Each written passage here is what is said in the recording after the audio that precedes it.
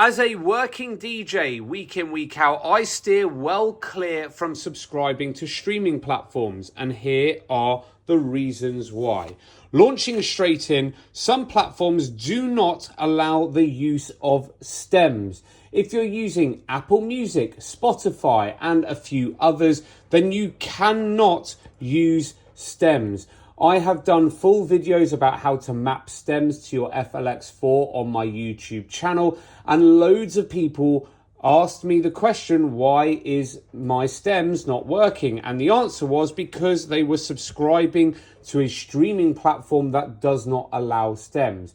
Now, Beatsource, Beatport, and Tidal do permit the use of stems. However, you are going to have to pay a premium for those platforms. Beatsource, for example, here in the UK at the moment is around £30 per month, which is pretty expensive. Next up, much like the stems argument, you cannot create your own samples. Now, I have got a video dedicated on my YouTube channel about how you can create a loop and then chop that loop out of your track and create your own sample with it. It's a really cool feature. However, if you do not own the music, so you haven't got the downloaded file on your laptop or your device, then you cannot create your own samples. And that is across the board with all streaming tracks, because effectively you do not have the file locally stored on your device. You don't actually own the file itself.